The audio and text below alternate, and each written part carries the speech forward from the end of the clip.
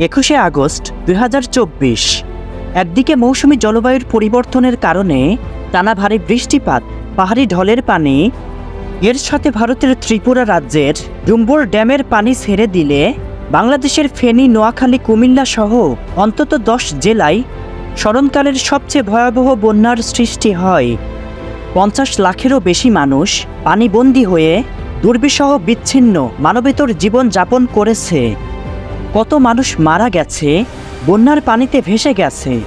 কত মানুষ নিরাপদ আশ্রয়, পানযোগ্য পানি ও একটু খাবারের জন্য হাহাকার আর্তনাদ করেছে, তার কোনো হিসেব নেই।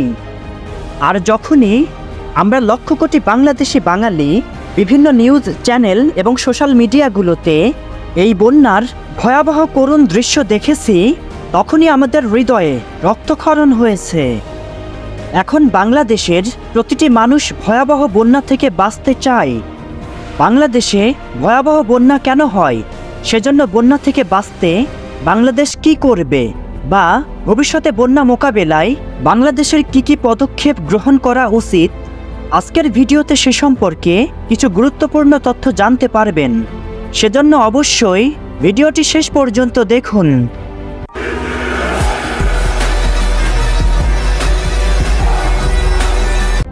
বাংলাদেশের এই ভয়াবহ বন্যার কারণ বিশ্লেষণ করলে দুটি প্রধান কারণ খুঁজে পাওয়া যাবে, যার একটি এক্সট্রিম মাত্রায় মৌসুমী জলবায়ুর পরিবর্তন এবং অপরটি ভারতের ত্রিপুরা রাজ্যের ডুম্বুর ড্যামের পানি।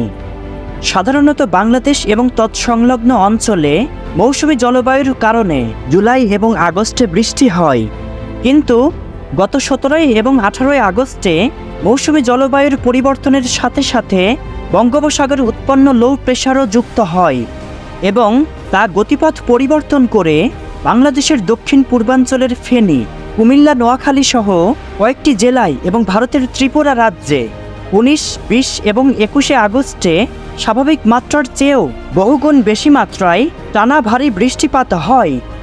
সেই বৃষ্টিপাত এতটাই উচ্চমাত্রায় ছিল যা আবহাওয়াবিদগণেরও ধারণার বাইরে ছিল। শুধুমাত্র ত্রিপুরাতেই স্বাভাবিক মাত্রার চেয়েও 288% বেশি বৃষ্টি হয়েছে। যেখানে স্বাভাবিক বৃষ্টিপাত হওয়ার কথা ছিল 252 মিলিলিটার, সেখানে বৃষ্টি হয়েছিল 981 মিলিলিটার। একদিকে টানা ভারী বৃষ্টিপাত, পাহাড়ি ঢলের পানি, সেই সাথে ভারতের ত্রিপুরা রাজ্যের ডুম্বুর ড্যামের বিশাল জলাধারের পানি ছেড়ে দিলে বাংলাদেশের ফেনী, নোয়াখালী, কুমিল্লা সহ অন্তত 10টি জেলায় ভয়াবহ বন্যা পরিস্থিতির সৃষ্টি হয়। আর এটাই বাংলাদেশের বন্যার মূল কারণ। এখন বাংলাদেশের জন্য সবচেয়ে চ্যালেঞ্জিং বিষয় আকস্মিক ভয়াবহ বন্যা মোকাবিলা করা। আর এই বিষয়ে সবচেয়ে চ্যালেঞ্জিং প্রশ্ন হলো, এই ভয়াবহ বন্যা মোকাবিলায় বাংলাদেশকে কি করতে হবে।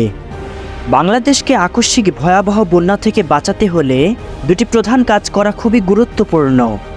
তার একটি, বাংলাদেশের সমস্ত নদ-নদীগুলোকে পুনরুজ্জীবিত করে সর্বদা প্রবাহমান রাখতে হবে, যার প্রয়োজনে নদী ও খাল খনন করতে হবে। এবং অপরটি, ভারতের ফারাক্কা এবং ডুম্বুর ড্যাম এর মতো বৃহত্তম ড্যামের বিপরীতে বাংলাদেশকেও দীর্ঘমেয়াদী শক্তিশালী ড্যাম নির্মাণ করতে হবে। দেখুন, বাংলাদেশ একটি নদীমাতৃক দেশ, সুতরাং বাংলাদেশের নদীসমূহ এই ভয়াবহ বন্যা মোকাবিলায় একটি গুরুত্বপূর্ণ ভূমিকা রাখতে পারে। বাংলাদেশের জমিনে প্রায় দীর্ঘ 22,155 কিলোমিটার বিস্তৃত 1008টি নদী রয়েছে, যার মধ্যে অনেকগুলো নদী ভরাট এবং অবৈধ দখলের কারণে বিলীন হয়ে গেছে বহু নদী। যদি বাংলাদেশ সরকার এবং দেশের সকল মানুষ একযোগে কাজ করে দেশের সমস্ত নদ নদী সমূহকে পুনরুজ্জীবিত করে সর্বদা বহমান রাখে, তাহলে বন্যার পানি এসব নদ নদী ও এর শাখা প্রশাখায় গিয়ে পড়বে, আর এভাবে বাংলাদেশ বহুলাংশে বন্যা থেকে বেঁচে যাবে।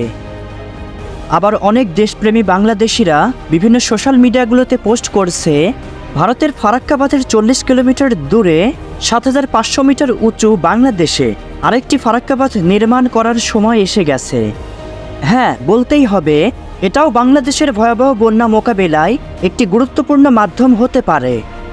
বাংলাদেশকে ঘিরে ভারতের ফারাক্কা এবং ডুম্বুর ড্যামের মতো বৃহত্তম ড্যামগুলো সারা বছর শুষ্ক মৌসুমে বন্ধ থাকে, আর বর্ষা মৌসুমে ভারী বৃষ্টিপাতের সময় ড্যামের পানি বিপদ সীমায় পৌঁছলে ভারত ফারাক্কা, ডুম্বুর প্রভৃতি ড্যামের পানি ছেড়ে দেয়, যা বাংলাদেশের ভয়াবহ বন্যার অন্যতম একটি কারণ।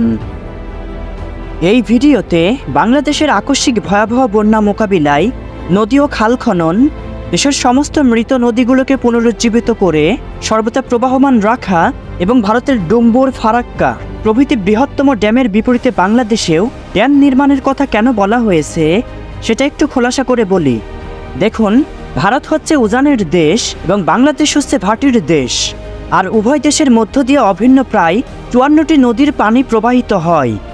নদীর ধর্ম হচ্ছে আপস্ট্রিম থেকে ডাউন স্ট্রিমের দিকে, অর্থাৎ নিচু অঞ্চলের দিকে প্রবাহিত হওয়া।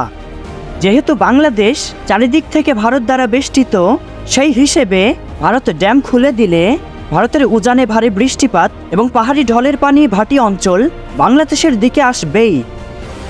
এখন যদি সত্যিই বাংলাদেশ নদী ও খাল খনন করে মৃত নদীগুলোকে পুনরুজ্জীবিত করে তার সমস্ত নদ নদীসমূহকে সর্বদা প্রবাহমান রাখে ও সমস্ত নদ নদীগুলোর শাখা প্রশাখার সরাসরি বঙ্গোপসাগরের সাথে সংযোগ থাকে এবং ভারতের ডুম্বুর, ফারাক্কা প্রভৃতি ড্যামের বিপরীতে বাংলাদেশও দীর্ঘমেয়াদী শক্তিশালী ড্যাম নির্মাণ করতে পারে, তাহলে আকস্মিকভাবে ভারতের উজান থেকে আসা ভারী বৃষ্টিপাত, পাহাড়ি ঢলের পানি, এমনকি ডুম্বুর, ফারাক্কার মতো বাঁধের পানি বাংলাদেশের দিকে আসলে সেই পানি সুবিধামতো নিরাপত্তার সহিত বাংলাদেশ তার নির্মিত ড্যাম থেকে সমস্ত নদ নদীতে যাবে। এরপর আস্তে আস্তে সেই পানি নদ নদী থেকে শাখা প্রশাখা হয়ে বিভিন্ন নদ নদী এবং অবশেষে পানি বঙ্গোপসাগরে নেমে যাবে।